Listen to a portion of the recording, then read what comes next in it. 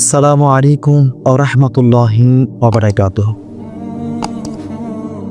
প্রিয় ভাই ও বোনেরা, আপনি কি কখনো ভেবেছেন দুনিয়ার বাড়ি গাড়ি দম সম্পদ টাকা পয়সা এগুলো কি আমাদের কবর পর্যন্ত যাবে? এগুলো কি আমাদের সাথে যাবে?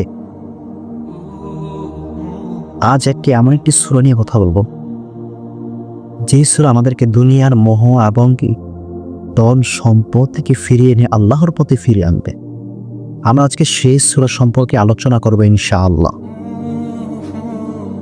ভিডিওটি শুরু করে আপনাদের কাছে আমার অনুরোধ, যারা আমাদের এখন ফজিলতের বাণী চ্যানেলটি সাবস্ক্রাইব করেন নাই, চ্যানেলটি সাবস্ক্রাইব করুন, আর ফেসবুক পেজটি ফলো করুন, আর এই ভিডিওটি শেয়ার করুন প্রতিনিয়ত ইনশাআল্লাহ। এমন ইসলামিক কোরআনের ভিডিও যেন আপনাদের কাছে পৌঁছে দিতে পারি ইনশাআল্লাহ। প্রথমত আমরা জানবো সূরাটির পরিচয়। সূরার নাম হলো সূরা তাকাসুর, এটি কোরআনের 102 নম্বর সূরা। এর আয়াত সংখ্যা হলো 8টি। এটি নাজিল হয়েছে মক্কায়। এর অর্থ হলো বহুলতায় গর্ব বা গাফিল করা বা দুনিয়ার মোহে পড়া। এই সূরা নাজিল হওয়ার কারণ হলো আল্লাহ সুবহানাহু ওয়া তাআলা এই সূরা নাজিল করেছেন কারণ মক্কার কাফেররা তারা তাদের বাপ দাদার সম্পদ এবং সন্তান সন্ততি নিয়ে তারা গর্ব করত। ইভেন তারা বলতো যে তাদের সম্পদ দিয়ে বড়াই করত, সম্পদ দিয়ে তারা কি করত, ধন সম্পদ নিয়ে অহংকার করত। এখানে আল্লাহ রাব্বুল আলামিন এর কারণে এই সূরা তাকাসুর নাজিল করে দিলেন যে তোমরা তোমাদের সম্পদ নিয়ে গর্ব করো না, একদিন সব কিছু নিমিষে শেষ হয়ে যাবে, তোমাদেরকে কবরে আসতে হবে। এটা তাদের বিশ্বাস ছিল না যে পুনর্জন্ম আবার তাদেরকে জীবিত করা হবে। আল্লাহ রাব্বুল আলামিন কোরআন কারীমে ইরশাদ করেন, আলহাকুমুত তাকাসুর, বহুলতায় গর্ব গাফিল করে রেখেছে।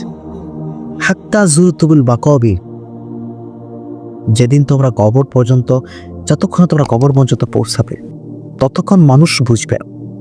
প্রত্যেকটা মানুষকে দুনিয়ার সম্পদ, দুনিয়ার মায়ায়, দুনিয়ার মোহে তাদেরকে অন্ধ করে রেখেছে। এই সূরা দিয়ে আল্লাহ রাব্বুল আলামিন তিনি আমাদেরকে বোঝাতে চাইছেন যে দুনিয়ার তোমরা যে মায়ায় মোহে পড়ে আছো, একদম কিন্তু তোমাদের সব কিছু সে ছেড়ে আমার কাছে আসতে হবে।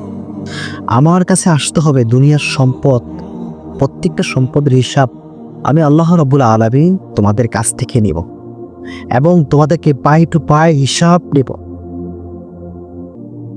চিন্তা করুন প্রিয় ভাই আমার, তখন আপনার আমার কি উপায় থাকবে আর আমরা কি তার জবাব দেব?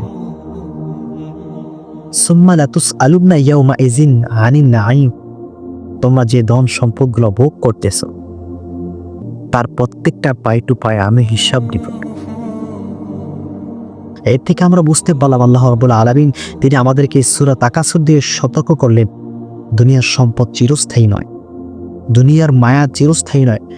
খানিকটার জন্য একটু সুখ আর একটু আনন্দ, এর ভোগ বিলাসিতা পরে তোমরা আমাকে ভুলে গিয়েছো, তোমরা আমাকে ভুলে গিয়েছো।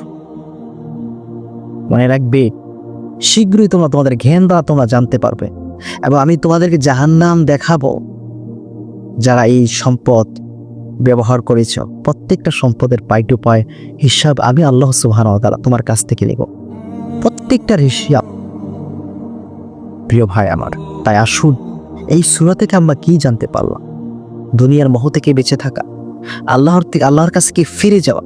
এই সূরা দ্বারা আল্লাহ তাআলা বললেন যে এই সূরা যে ব্যক্তি আমল করবে সে আমাকে কাছে পেয়ে আমার কাছে আসবে, দুনিয়ার সম্পদ থেকে তাকে, গ্রাহ থেকে তাকে মুক্ত করবে।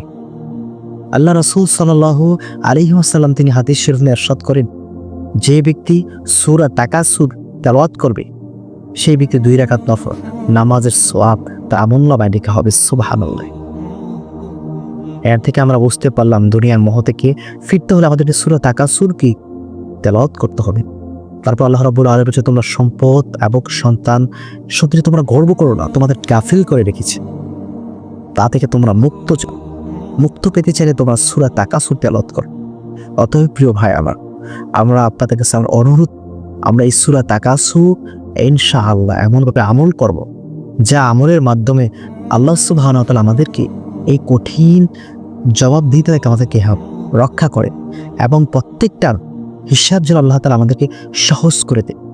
সর্বক্ষেত্রে আল্লাহর কাছে এই দোয়াটা করবেন, আল্লাহুম্মা হাসিবিনি হিসাবান ইয়াসিরা, আল্লাহুম্মা হাসিবিনি হিসাবান ইয়াসিরা। হে আল্লাহ, তুমি আমার হিসাব নিকাশ সহজ করে দাও। আল্লাহ যদি আপনাকে আমাকে কাট করে আদার করায়, আপনার আমার কি উপায় হবে? আমাদের জাহান্নাম ছাড়া উপায় নেই।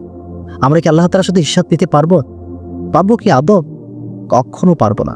এই কারণে আপনার রাসূলুল্লাহ সাল্লাল্লাহু আলাইহি ওয়াসাল্লাম বলেছেন, তোমার নামাজ পড়ার পরে সব শেষে তোমরা কি করবে? আল্লাহর কাছে এই দোয়াটা বেশি বেশি পাঠ করবে, আল্লাহুম্মা হাসিবিনি হিসাবান ইয়াসিরা, আল্লাহুম্মা হাসিবিনি হিসাবান ইয়াসিরা।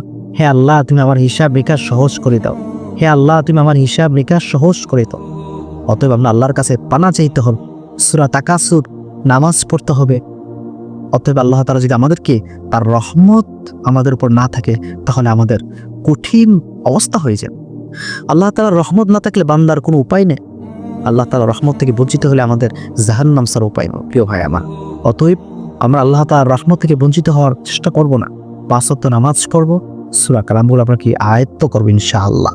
আপনাদের যদি ভিডিওটি ভালো লাগে বেশি বেশি করে শেয়ার করে দিয়ে, যাতে আপনার শেয়ারের মাধ্যমে যারা এখনো অজানা তারা যেন জানতে পারে ইনশাআল্লাহ। ভিডিওটি লাইক করবে, বেশি বেশি শেয়ার করে দিবেন, আমাদের সাথে থাকবেন। আসসালামু আলাইকুম ওয়া রাহমাতুল্লাহি ওয়া বারাকাতুহু।